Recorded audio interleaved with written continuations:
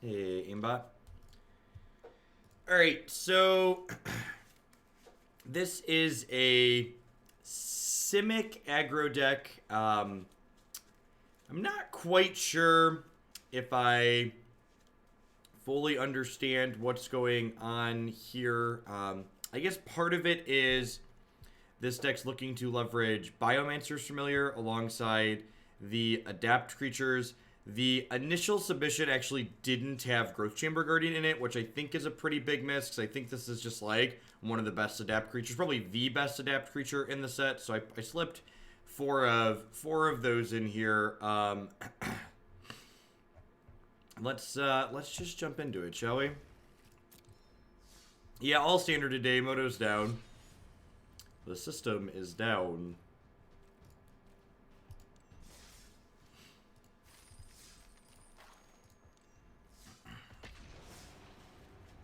And I know I said I don't really care about my rank this season, but I would at least like to get to Mythic for the prizes. And I have low expectations for this deck, so I'm gonna go ahead and play this one in the event, rather than on the ladder where I'm at. Seems fine. Can we play 5-color party bus, or is that 2 bridges too far? I just don't think there's any value that you gain from playing that many colors in your deck. Like, why do I want to be 5 colors?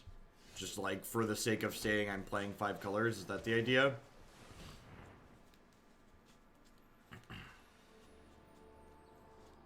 What's going on, Solera?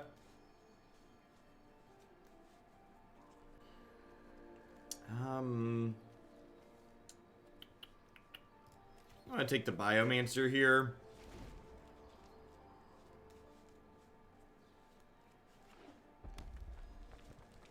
Yeah, I mean, Esper Control is really good in Best of 1. There's a reason why so many people showed up with it at the Duo Standard format.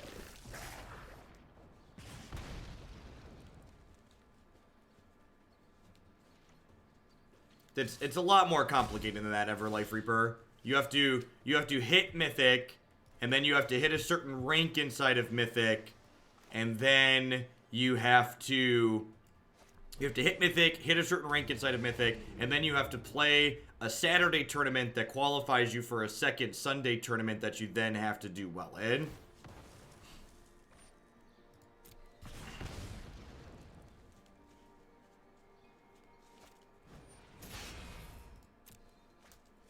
So it's a lot more convoluted than just do well and get into Mythic, which I mean makes sense, right? Like they can't just invite everyone to the thing. Like it was just as easy as get Mythic. You'd have an event where it has like probably 5,000 or 6,000 people in it.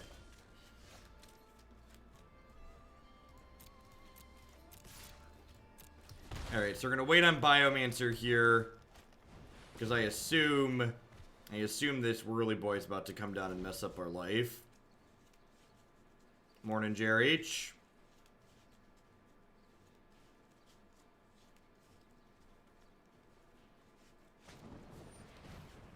Sweet. Well, that's not amazing for us, but it means this Chain Whirler is not coming down, so we might have a chance.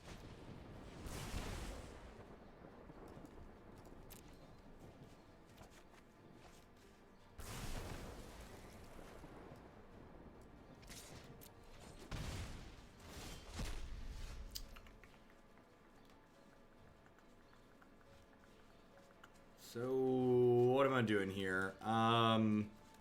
I think I want to wait a turn on this because I'd like to play and activate this all at the same time.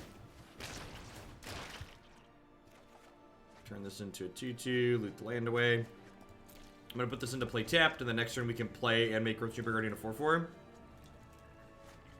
Morning, Engineer. No problem, Reaper. That's what the Discord's for. The Discord is there explicitly so subs can have an avenue to pick my brain while I am not live. And obviously I'm not around 24 hours a day, but I do respond when I get a moment. Alright, 4/4s. 4/4s are really good against the red deck. And like, Siren Stormtamer here is actually kind of sweet because it means that my opponent is going to have to the Siren Stormtamer means that I can counter a burn spell going towards my dome. I'm actually kind of surprised they pointed the burn spell at my thing there. I feel like that probably should have been reserved for my face. Like I'm at 8. I think we're actually bridging into winning here. The fact that when it feels like the real pivotal turn this game was when they missed their 3rd land drop on 3 and weren't able to cast the Chain Whirler off the light of the stage.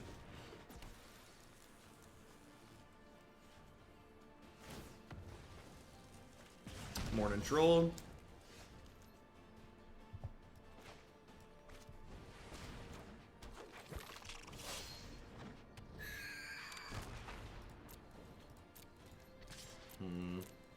Maybe playing this was wrong. I think I just want to chart a course. I guess we could hit a blue source still.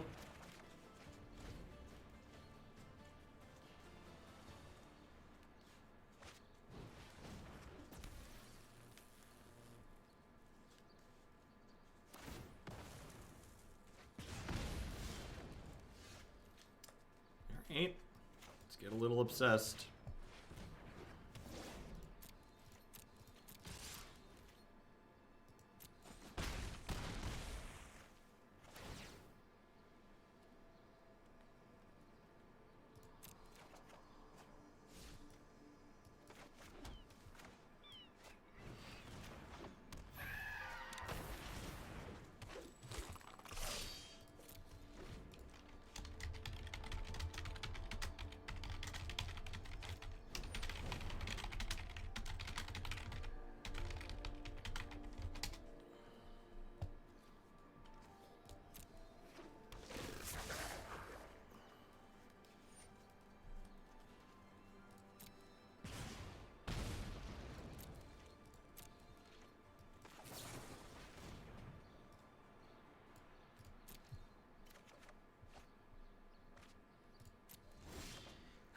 So they're dead. I'm probably boarding Hadana's Climb Out, so I'm going to go ahead and show this to them here, just in case it makes them sideboard weird.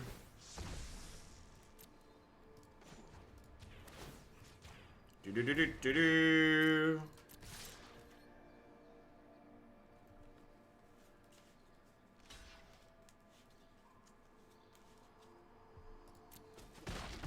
Dun, dun, dun.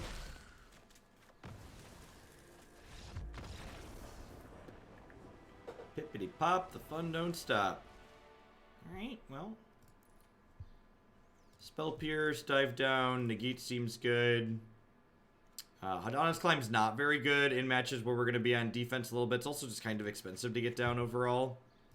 I think that's a pretty easy trim. I don't think this is a Frilled Mystic matchup.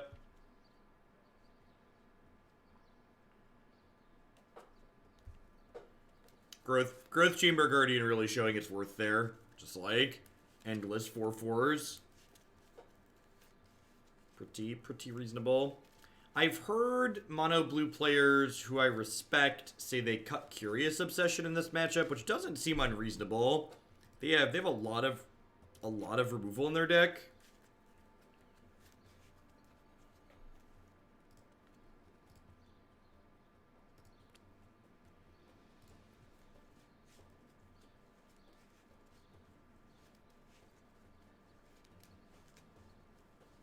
I mean, I don't think I can really cut my X1s. I think we just accept that we kind of, like, get stuffed by Chain Whirler. Hey, Sunshine, thanks for the Prime support. Hope you're having a fantastic Wednesday. Welcome, welcome. Thanks for keeping me around.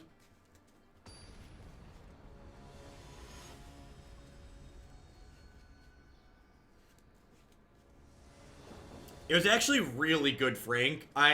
So, unlike, we've tried the red splash for Judith and Phoenix in the Aristocrats deck before, and I haven't felt like it added something meaningful. The green cards actually felt really good. Find Finality super overperformed. It's just exceptional on a number of occasions. Both halves of it. If you've liked the black-white Aristocrat shell, I think the Abzan version is worth watching. So I think I'm actually gonna just play this tapped. I don't think incubationing on one is worth a whole lot here.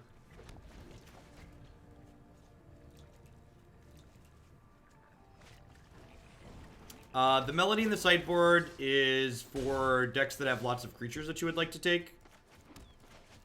Bigger threats that you can't attack through or around. It's really good against History Benalia as well, because it kind of trades 1-for-1 for History Benalia. Like, it takes a night token, and then that night token trades with their other night token.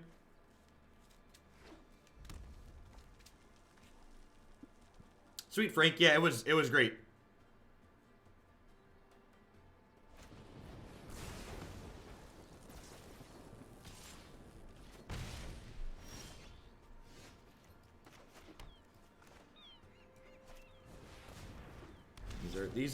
These are my grizzly mutants. There are many like them, but these ones are mine.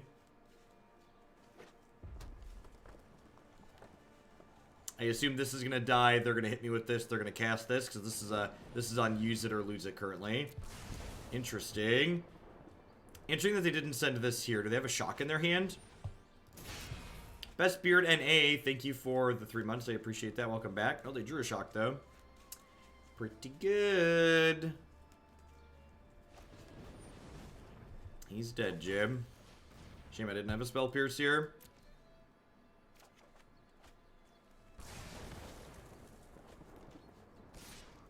Going down to 10. Retort's not bad. I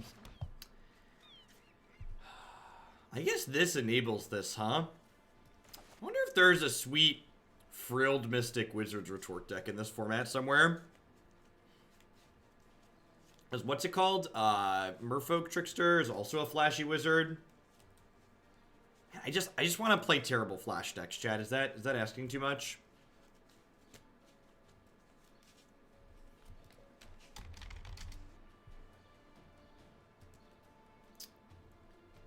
I think I'm passing.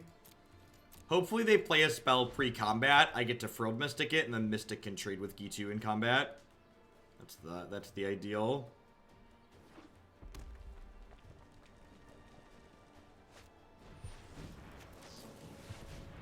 That card looks great in foil too. The little shimmery ball over here.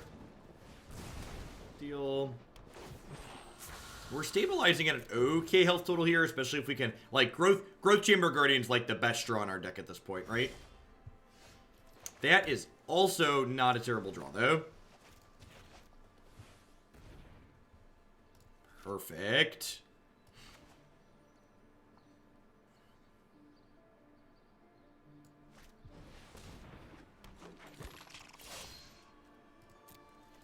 Man, I kind of want to build blue-green wizards now. Probably includes this, just because we're shocking me. Sure.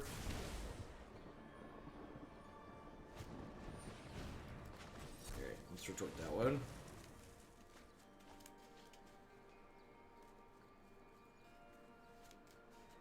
I think we're stabilizing again.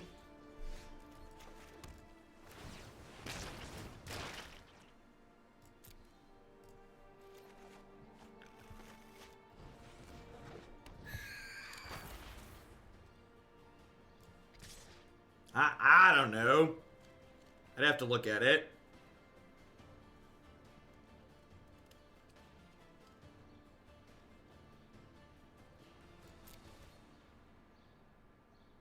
I think I hold on to this. I'm at 5. I think because I have Siren Stormtamer, I can wait on this.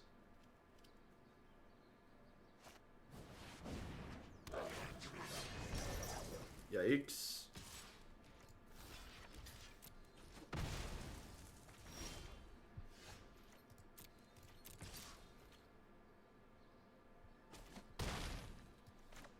The 7th land actually isn't a terrible draw here.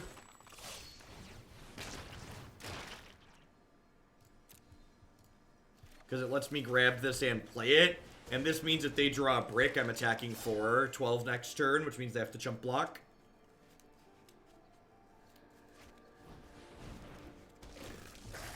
Alright, that gives them live draws here. Puts us to 2. Looking for a counterspell. For a counterspell. This could find Siren Stormtamer. Yeah, it can. Yeah, it can. Alright. Alright.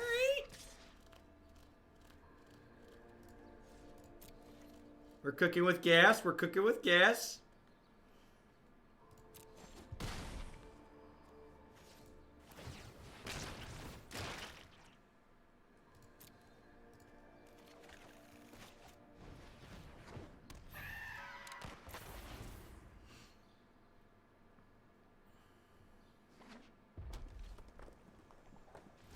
All right, I think that should lock it up.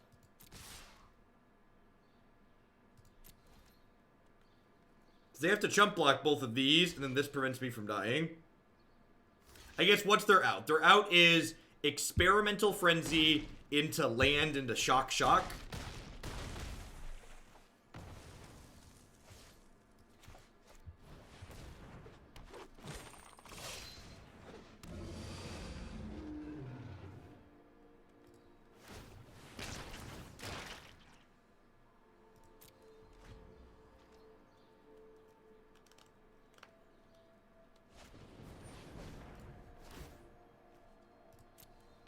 That one. Cut it out.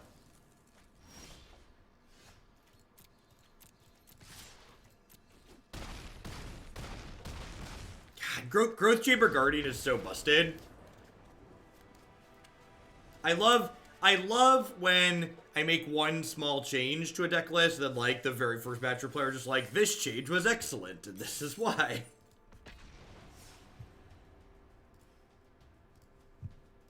Morning, folks. How we doing?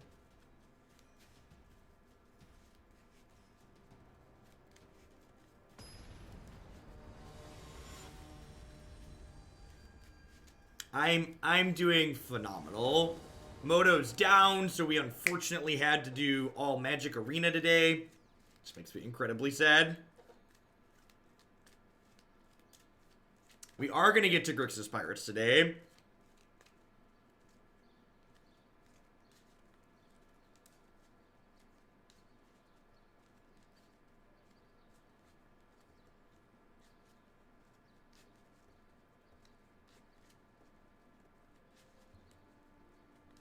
Got a shiny sword, V-Ball. Thank you for the half a year of support. Welcome back. Thanks for keeping me around. Yeah, I'm gonna keep this.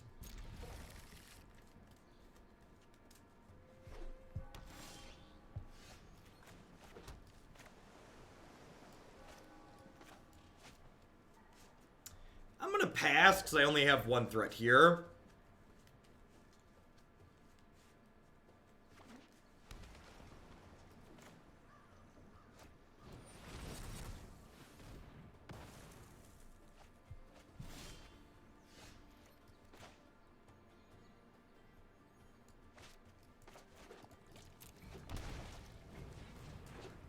Alright, Scary Terry, do your thing.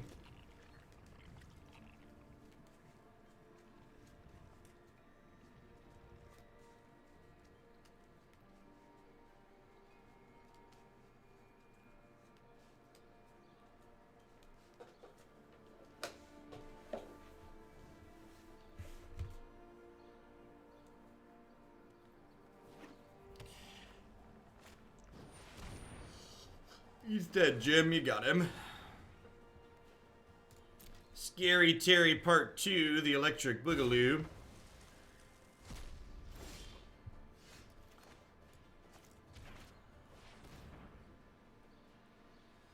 Huh. I think I want Growth Chamber Guardian here. So like I could double Terry, but playing Growth Chamber Guardian means that even if they kill this, I then get to untap, play Pteramander with Wizard's Retort up, which seems appealing.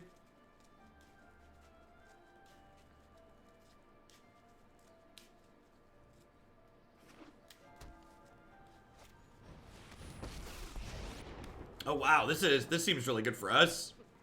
Nothing phases me.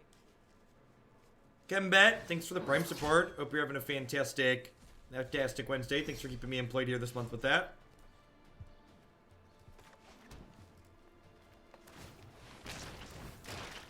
The Kai is a little bit annoying here because she does make it so So, like, I could play Pteramander and hold up the Adapt / Wizard Retort, but I think I need to take her off the table because she's going to make Pteramander pretty useless. So, they didn't have Kaya's Wrath last turn, so I think I like making them have it this turn. And even if they do have it, I get to play Growth Chamber Guardian plus Wizard Retort as a follow-up.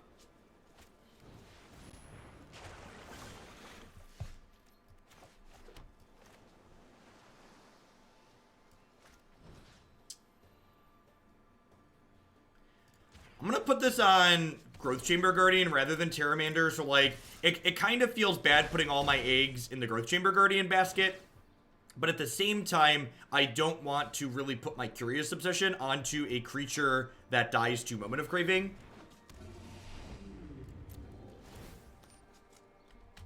Morning Driver.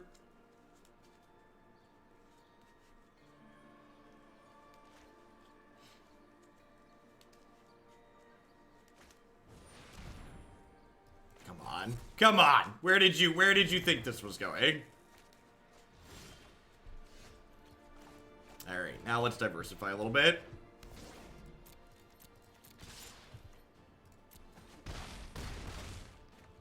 Triggers.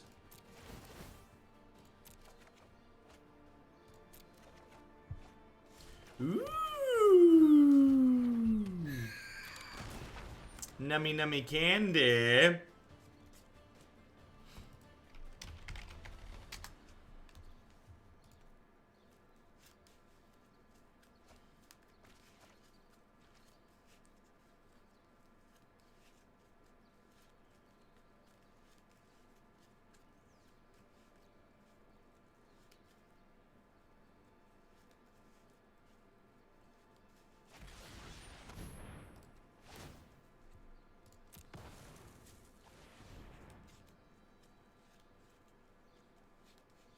It's too early for candy. I have a 5-year-old that would vehemently disagree with you.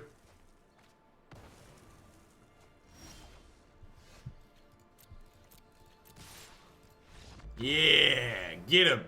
All right.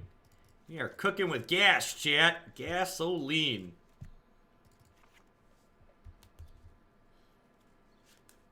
The whole point of being an adult for me is that I can eat candy whenever I want. Yeah, exactly. See, here's someone who gets it.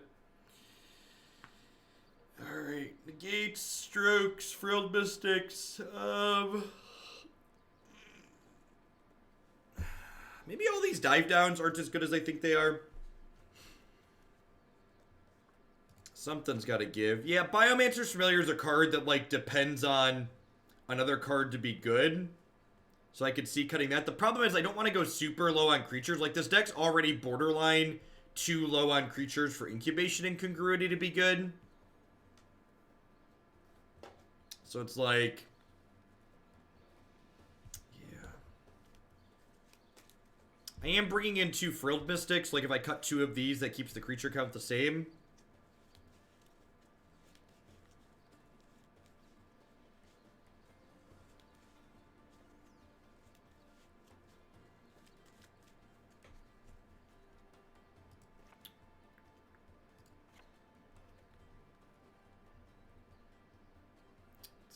Let's give this a try. Ooh, I like that suggestion. Because this kills random Lyras if they bring them in. Yeah, I like that suggestion.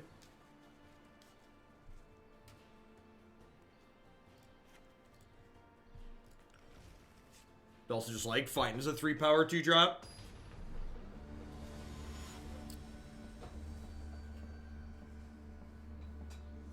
So I'd imagine the Biomancer Familiars are there to help enable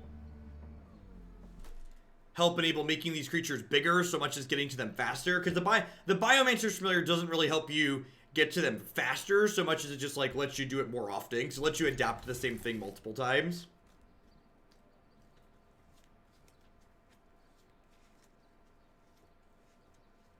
Do I still like 4-color gates? Yeah. Yeah, the last list that we had on my website felt very reasonable last time we played it. The initial list that we had earlier in the season weren't particularly good against the aggressive decks, but we added, like, what's that shock card to it. Oh, I'm blanking on his name. Shivan Fire, and it felt very reasonable, along with some Harpooners out of the sideboard. Correct. First Strike does not apply to Harpooner. I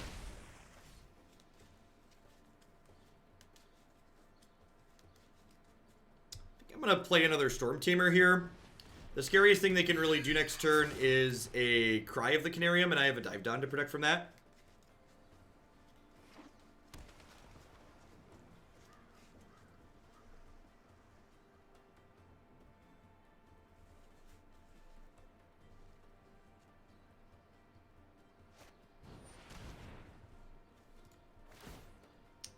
Out of my hands here. Yeah, the way First Strike works is First Strike creates a special segment inside of combat, basically.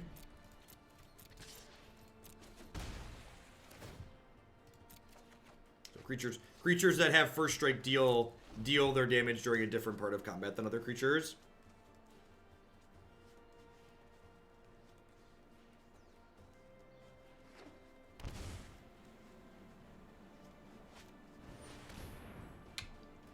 That is unfortunate. I think I want to keep this land.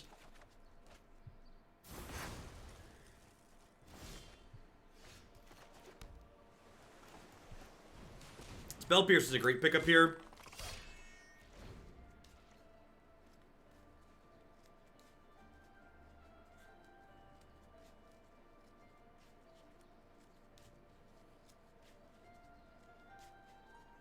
Yeah, the Twitch timing things on Prime seem a little awkward at time.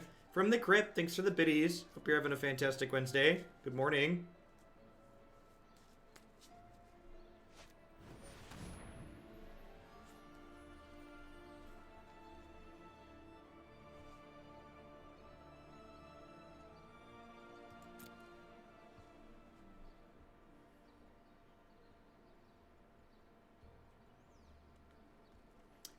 Are they gonna name Growth Chamber Guardian?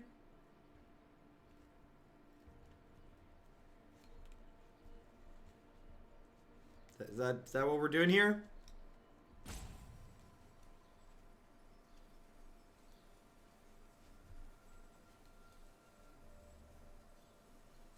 Sure, I guess.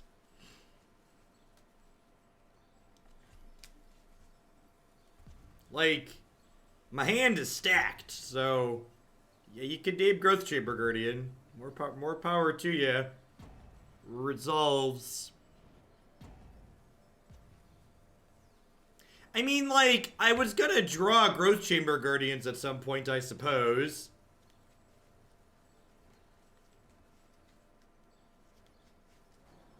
Like, I thought about Spell Piercing it, because Growth Chamber Guardian looks like the card they named here, but I don't know that I really care.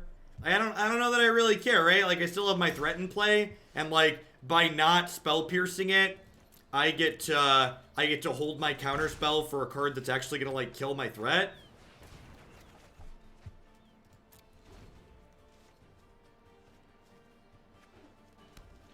I mean, like, it stopped me from getting more Growth Chamber Guardians.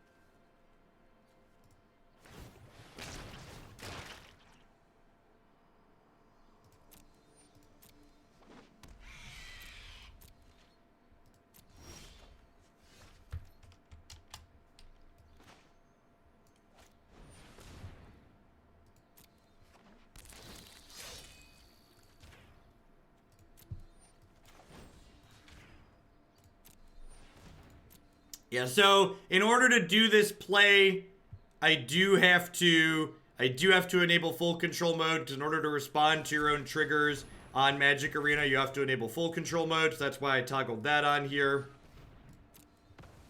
This lets my Harpooner punch their Thief of Sanity and live.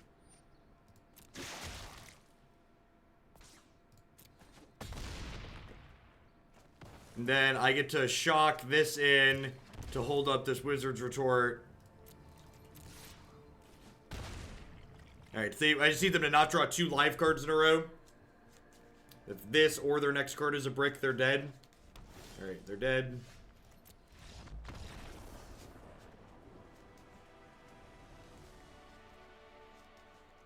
Alright. I had low expectations going in, but man, does Growth Chamber Guardian know how to pick a game up and carry it on its back. Like, that card is so good.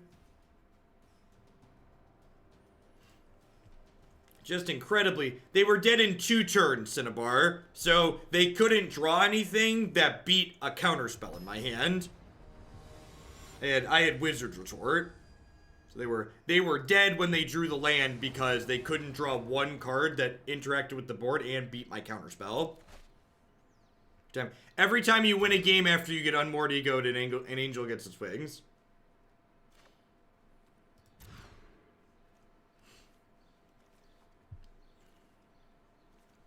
Yay, magic! Yay! Yay, magic! Whoop. I think there was a tip. Dashboard says, if you haven't caused me to spend enough on Magic already, here's a little more. Put the sports 4-color Vanifier. Will do, Hayes. Thanks for the support. I'm going to play this just because it's super misleading. I'm probably going to concede this match without playing any spells, though. Based on what we're playing Hinterland Harbor is only going to make them confused. So I'm turning on full control mode here, because if they cast Thought Erasure, I'm conceding in response. That's for standard. Alright, sweet. I know who we're playing against. On to the next one.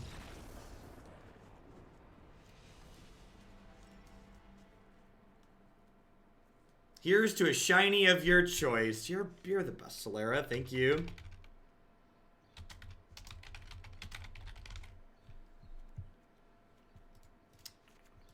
Some melodies. I think Frilled Mystic's probably good here. Out of curiosity, how do you keep track of donations that get added to the deck queue? Do I do it at the end of the day? Yeah, I have a dashboard on the website Streamlabs that does my notifications, and it keeps a list of all the donations and cheers. That's why I require or ask people to put what they're cheering or donating for in the message, so I scroll down through it at the end of the day and update the queue. And sometimes I miss things because I'm human and people are like, hey, you missed my thing, and then I go back and I fix it, but most of the time I catch them all.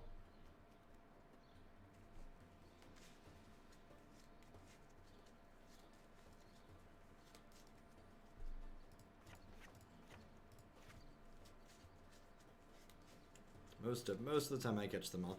I think I want to cut Charter Course here.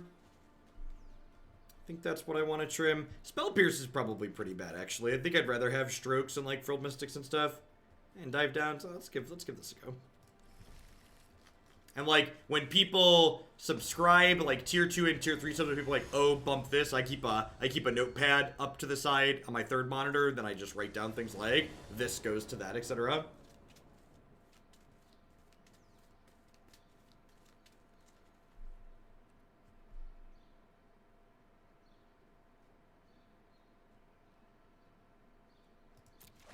No, you do not have a chance to respond to Thought Erasure without full control mode if you don't have a game action that you can take.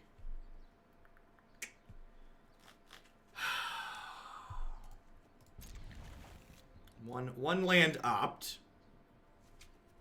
Someone asked about Moto this morning. We have a command for that.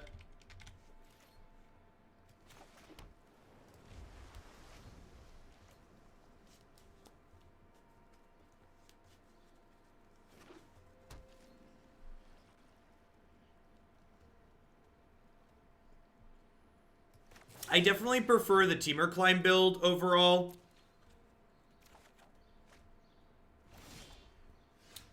Well, it's not exactly what we were looking for, but it's still pretty good. I think Lava Coil is just a super premium removal spell, so I think gaining access to that's a big deal. Collision Colossus is also great. Morning Heart.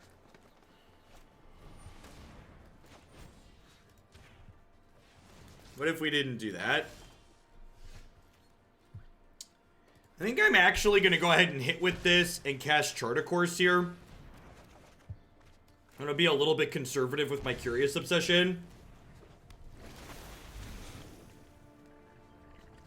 They did that on the main phase because it meant if I had a 2-mana counterspell, I wouldn't be able to use it to save my thing. So they're limiting the number of things I'm going to be able to have to interact with their cast down by casting it proactively. And like obviously they get beat by a 1-mana piece of interaction, but there's no guarantee that I have 1-mana interaction. Yeah, Sheriff.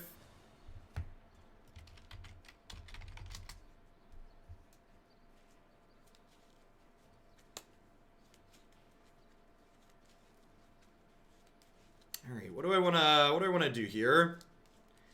I kind of want a Biomancer to try and hit a land.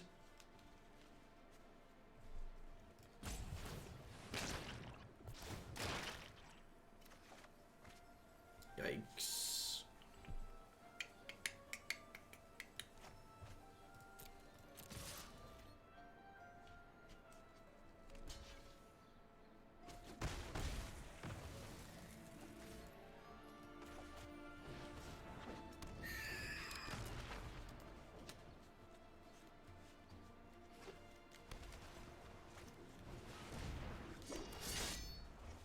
Yep, that's unfortunate.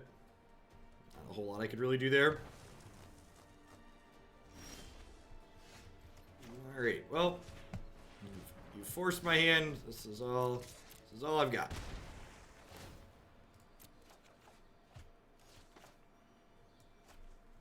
Probably dead here. Feeling super far behind. This is so the first 2 matches that we played that we won with this deck against Red and Esper Control.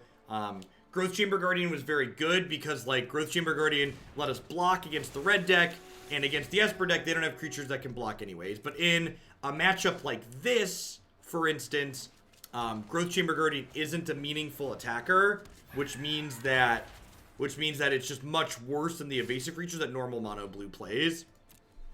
Really want to draw a green source next turn.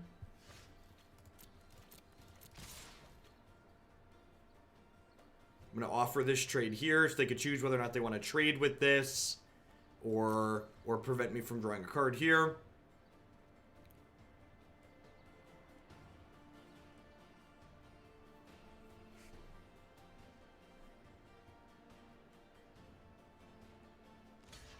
Okay, let's draw a green source, please, so I can Frilled Mystic this Hostage Taker.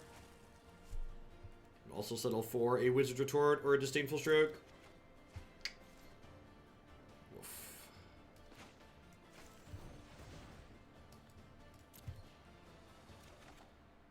Alright, that'll do, pig. That'll do.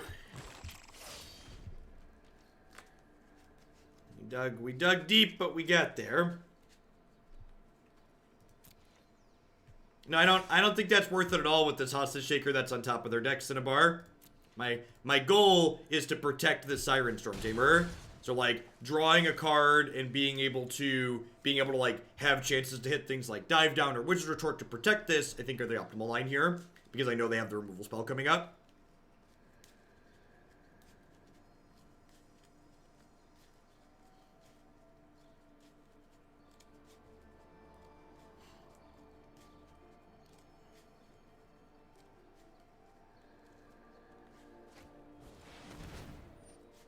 Alright, so we really want to draw a land next turn. So that way we can Entrancing Melody this and still hold up Dive Down.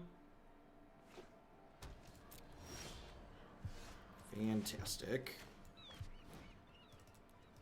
Someone had asked earlier what the Entrancing Melodies are for. Hydroid Crisis is one of the big things they're for.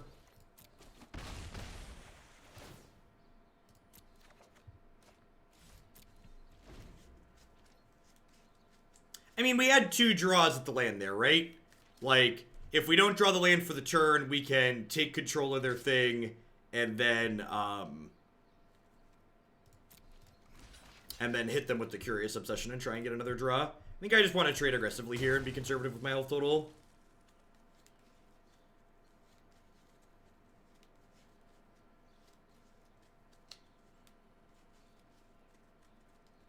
If we get to untap here, the Frilled Mystic and Disdainful Stroke should be the end of it, I have to imagine.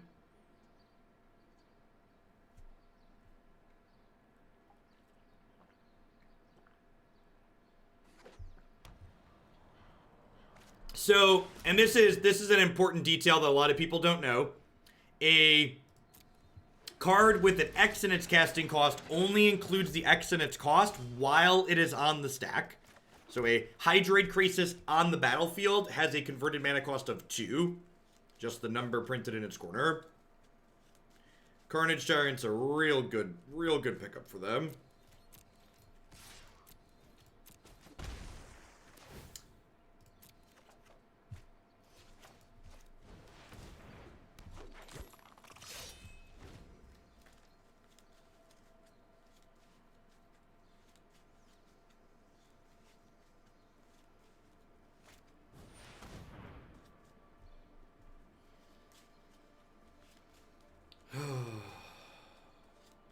Do I stroke this or do I Frilled Mystic it? I think I want to Frilled Mystic this.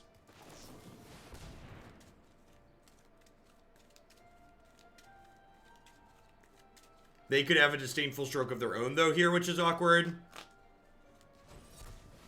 Yeah. That's unfortunate. So that's done. That's the downside there. And the reason why they have Disdainful Stroke in against us is it's funny, the concealing information in game 1 actually kind of cost us that game, because the reason why Disdainful Stroke was in their deck is because we conceded after only showing them Hinterland Harbor, and Hinterland Harbor, statistically speaking, implies that we're playing Nexus, and they definitely want Stroke against Nexus. So it's funny, if deck lists were heads up, they probably wouldn't have boarded in Disdainful Stroke against us because it's not very good against our deck. But because we were statistically a Nexus of Fate deck, they correctly boarded it in, and then we got punished for it. So interesting like levels there on like what happened in that game.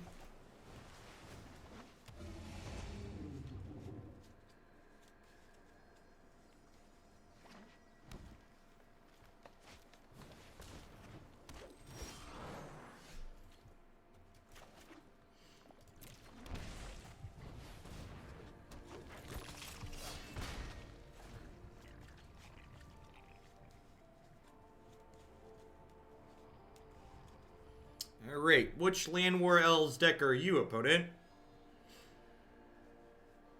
They leave in Hostage Takers against Nexus. Yeah, the Nexus decks play, what's his name? Hydroid Crisis, which Hostage Taker is very good against.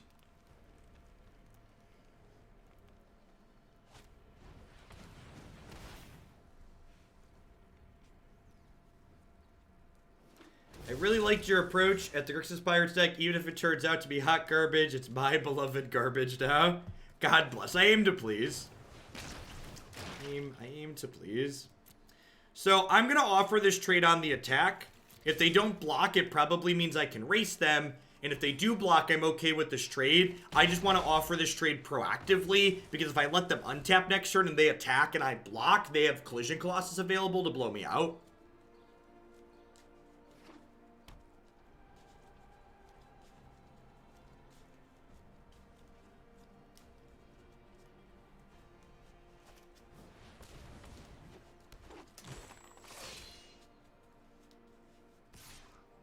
Alright, yep, come on. Yamo. Yamo.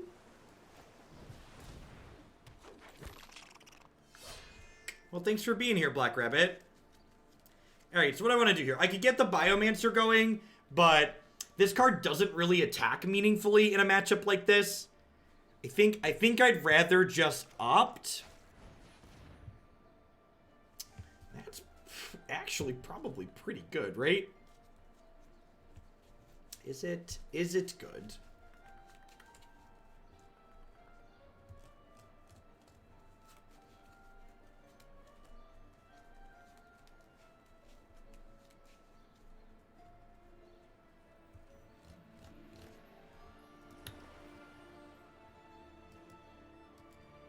want this as a removal spell that's available to me? I don't think so.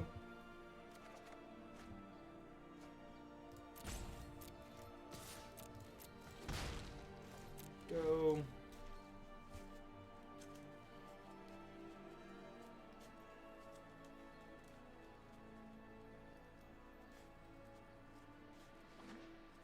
New Magic player here. How much of winning a game of Magic is real strategy versus drawing well and luck invariant? So, one of the things that I would like to emphasize to a newer player especially is that there's more to Magic in the decisions you make than just... What's the best way to put it? So, I guess it more...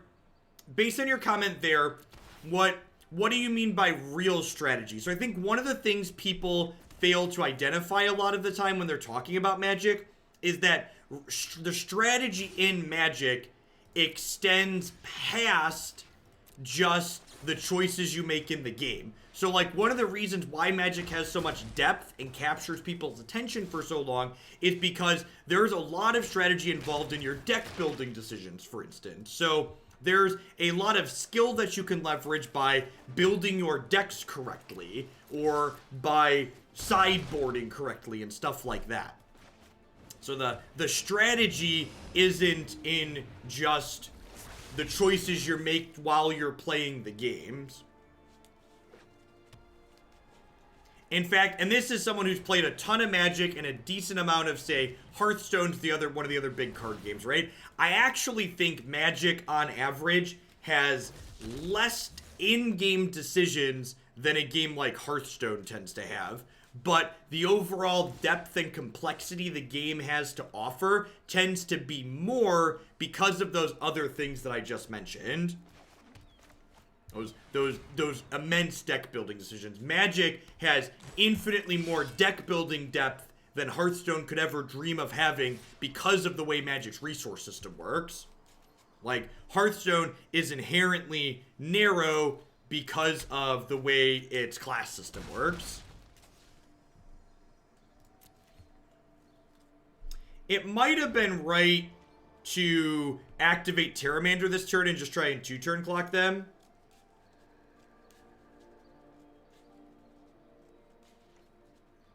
Without hyperbole, half of my enjoyment. Yeah, I agree, and I don't think you're alone in that feeling, Pepperskate. I think a lot of people, the thing they enjoy most about Magic is the deck building aspect. Could you explain why you think that? So, the combat system in Hearthstone is a great example of why there tends to be more in-game decisions in the average game of Hearthstone. In Hearthstone, an easy way to think about it is basically every creature or minion you play in Hearthstone is effectively a removal spell if you want it to be. So like in Magic, I just choose, am I attacking or am I not attacking? In Hearthstone, I choose what I'm attacking, and often even with small boards that creates more decision points than I get in an average game of Magic. And again, I don't think more in-game decisions means that overall the game has more depth or it's better or worse, but I think it's fair to call a spade and say, yeah, on average there's more in-game decisions in Hearthstone.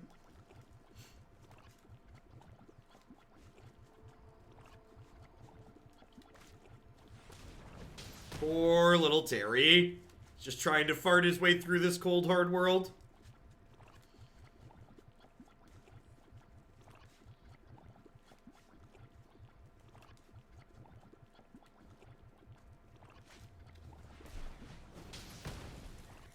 Hearthstone doesn't have instants.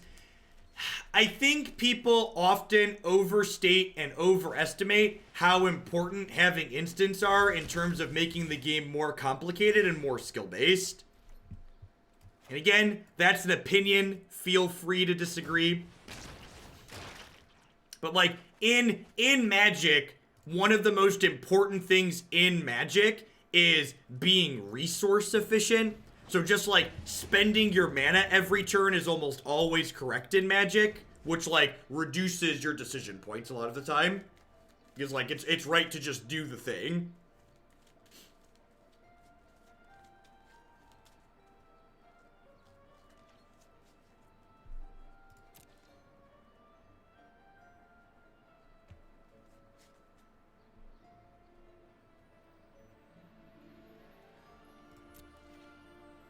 it's probably, there's probably also, so like, J Free, how many hours have you logged playing Hearthstone, and how many hours have you logged playing Magic? Would you say you've played more Hearthstone than Magic? If so, the micro decisions that you're making in the average game of Hearthstone are probably coming more naturally to you and thus feel easier than someone who has equal amounts of experience with both. The flip side of that is likely also true. I probably feel Hearthstone has a little bit more decision making than maybe it does, because I definitely have way more hours logged playing Magic than playing Hearthstone. So like the secondaries on the things that I take for granted in Magic, I can't take for granted in Hearthstone.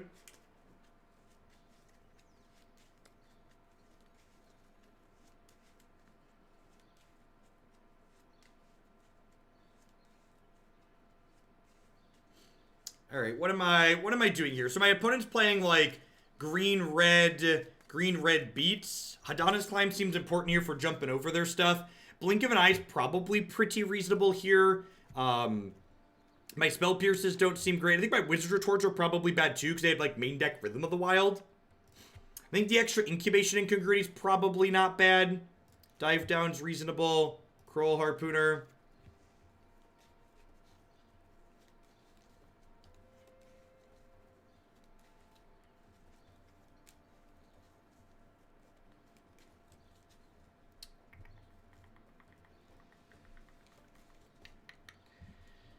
What do I want to trim here?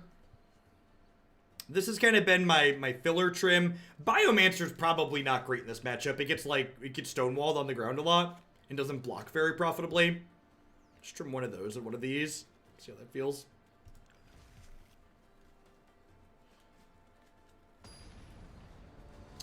Yeah, Harpooner kills Hellkite. Harpooner just also trades profitably in combat. So it blocks the Zertog Goblin reasonably.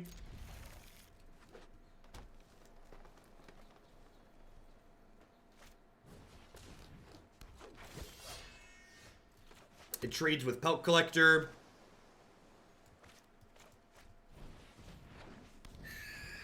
Like my turn 2 here is probably just gonna be Harpooner to like trade with one of their early plays.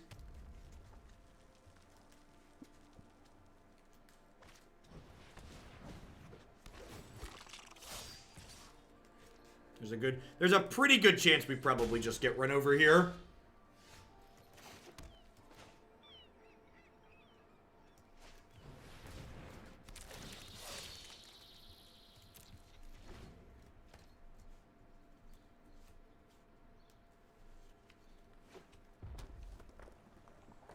I assume this is going to turn into a 4-4 and it's going to smack me in the face.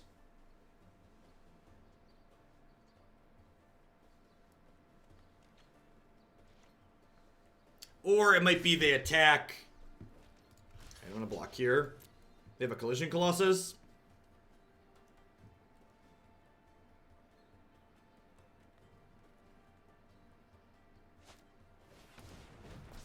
Yep. So I'm taking 2-6. Morning, Manny Jacks. Happy Wednesday.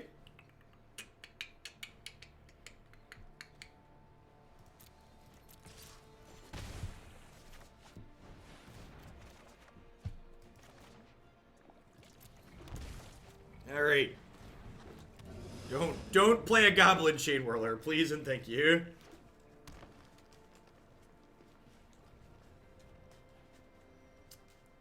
Any creature here is kind of bad for us in a way. All right, except for that one. That one's probably fine.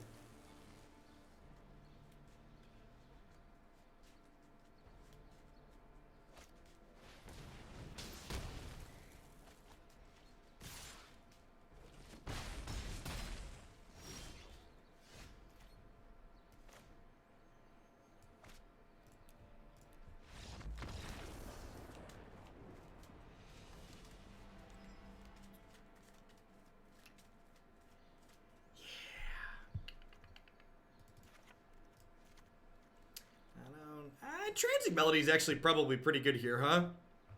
Yoink your thing. Yeah, let's do that. Yeah, I should have had Melody in my deck there. If that Chart of Course had been a Melody, we might have been okay there.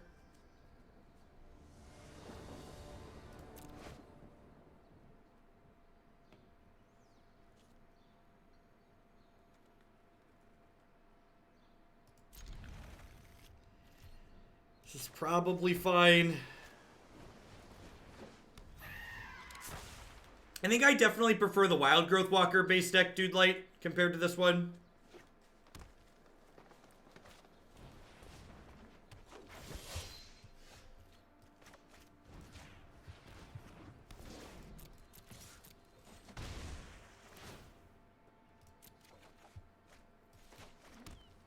Not playing this out because I want to hold up Dive Down to protect my queen, obviously.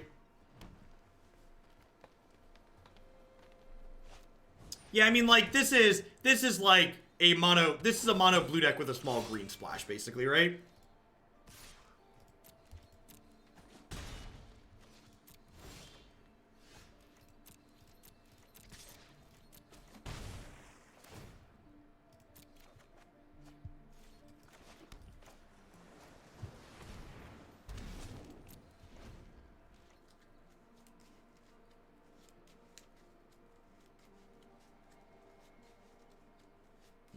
Might get to kill them here with just a mono blue draw, basically.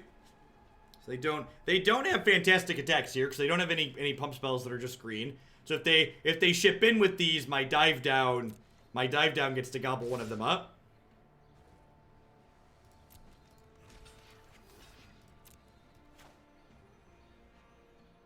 I guess if I do this, they can collision my Stormtamer.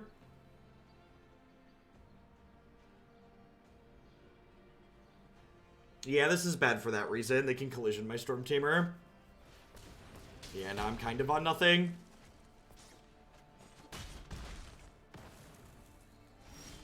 Yeah, that was probably wrong.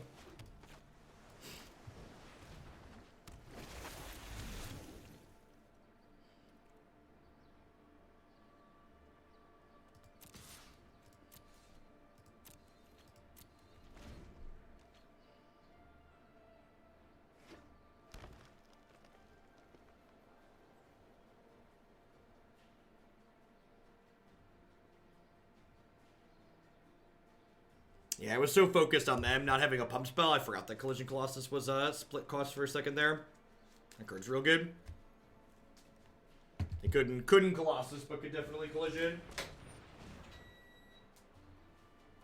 Sure. I mean, they likely have 4 Collision Colossus post board.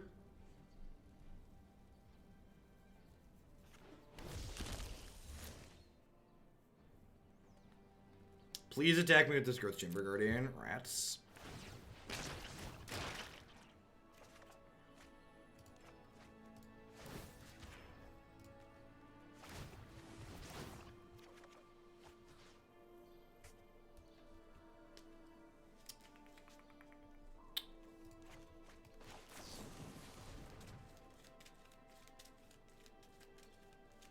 Yeah, the Grawl deck's very good against mono blue. And this deck's like mono blue adjacent. Is the way I would phrase it. It's not exactly mono blue, but it's definitely mono blue adjacent. This costs 3 mana to adapt at the moment.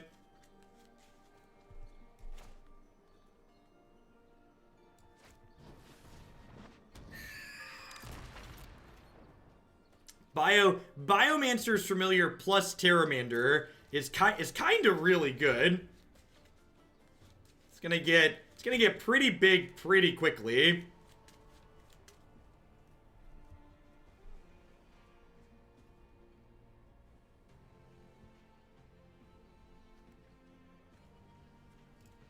I've got 1, 2, 3 in here, so this costs 5 less, so it costs 3 at the moment, and these are gonna get in my bin soon enough.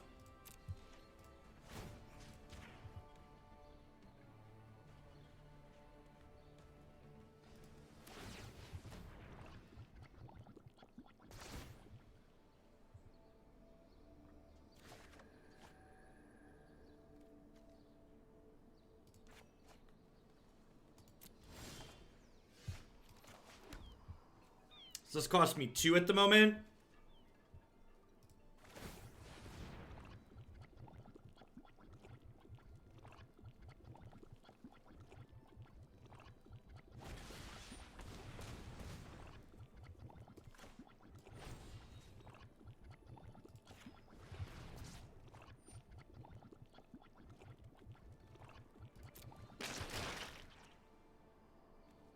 So now this only costs 1.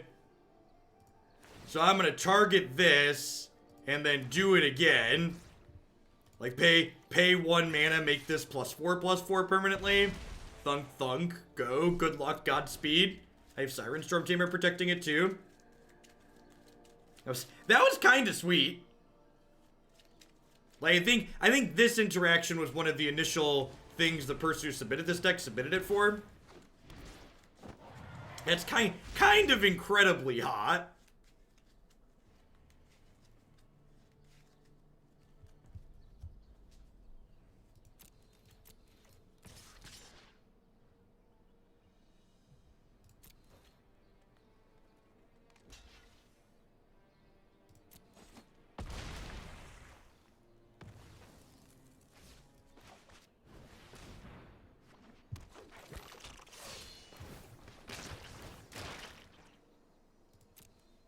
Three mana 4/4 that finds another 4/4 for later. Go.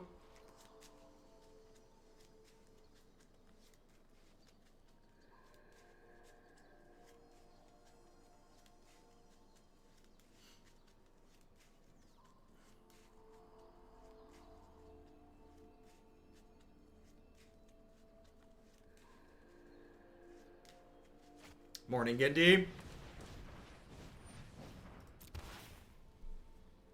I don't think they have any outs here.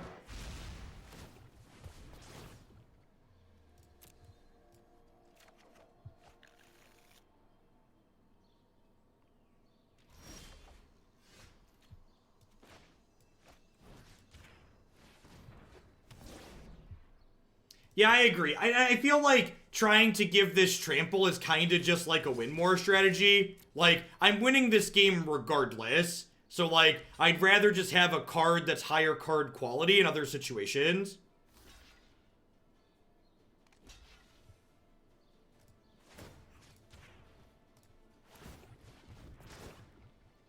Don't mind me, just gonna wrath your entire board. Hit you for 2, draw a card.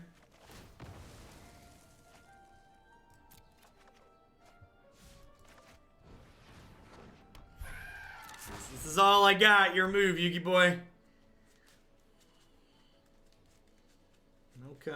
Welcome to the thunderest of all the domes.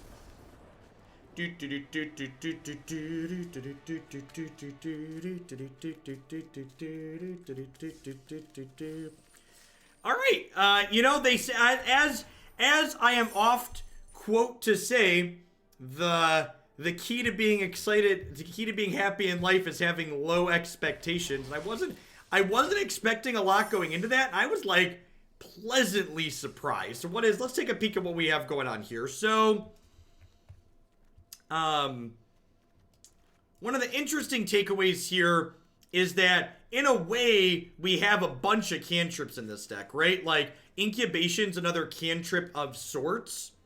I think the one thing that I would definitely change about this deck after playing those games, and I think the Hadana's Climb is probably kind of silly. I don't think we quite have the threat density to make this good enough. And I think I'd rather turn this into something else. I think I wouldn't mind like getting the last opt and a Wizard's Retort in here, or like getting the last opt plus another Biomancer in here, or something along those lines. I think would be the swaps. I don't think the Hadana's Climbs really made a whole lot of sense. It's also possible the charter courses aren't super necessary. I wouldn't mind just having more cheap things. So maybe do this.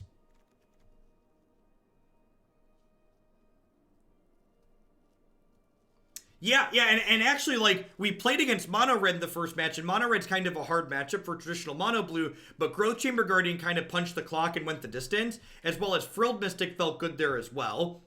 So, like, it's kind of like a Tempestion that finds more Tempestions in a way, so, like, once you protect it for a turn, it, like, goes super wide, which is sweet. Someone said they thought I was only doing ladder for now. I really didn't expect to win any matches with this deck. It kind of looked like a hot mess. And I would like to get to Mythic, so I decided to play an event with this rather than the ladder because I didn't want to hammer on my progression through plat, but ended up being very reasonable. So if you're looking for kind of a sweet mono blue adjacent list, this might be a reasonable choice for you. It was, yeah. I was gonna say I wasn't sure if this was worth it, but it was really sweet in the last one. All right. What are we doing? Well, I wanna stay in Mythic every season, so I'm guaranteed they give altar arts for the ladder now. So I want to make sure I get my shiny cards every season.